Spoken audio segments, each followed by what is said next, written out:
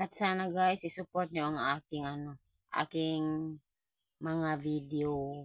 Sana hindi nyo skip ang aking mga ads. Sana. Maraming salamat po. So, good afternoon guys. It's 1:30 PM September 5. And ma-share ko lang. Kami po ay kasali sa Purpose yung anak ko. Purpose siya. Nakakatanggap yun ng 3,000 plus every 2 months.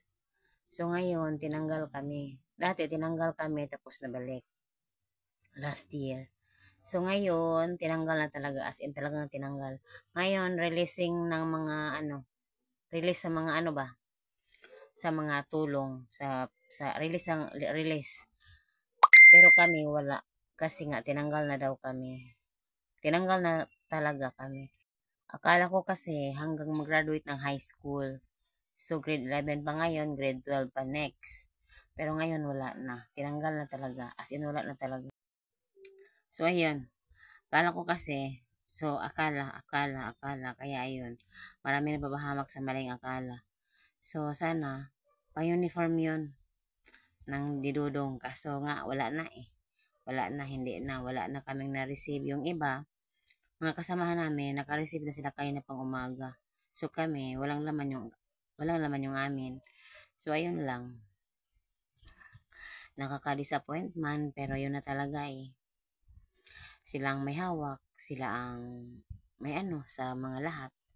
So, wala tayong magawa kundi tatanggapin at yun, maghanap ng ibang alternatibong paraan para nga makapagpatahi ako ng uniform kasi nga kailangan niya ng uniform, hindi kasi napatahi last dahil nga yung gipit, yung masyadong basta gano'n na. Hindi ko na hindi ko na siya ikuan yung aming buhay kasi medyo parang hindi siya hindi siya maganda.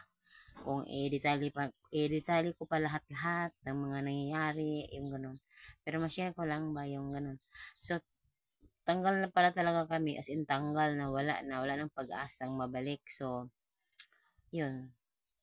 Sana paabutin, patapusin ang high school hanggang sana matanggal. Kasi yun ang sinasabi nila dati, patapusin yung high school, yung mga bata. So, ngayon, hindi pa tapos ang high school, wala na. So, yun. So, ako pala hindi makapag-live dahil nga yung internet ko is maliit na data lang. So, pag mag-upload ako or mag-live ako, mauubos siya agad. So, ina-upload ko dito, lang, short video lang talaga. As in short video lang.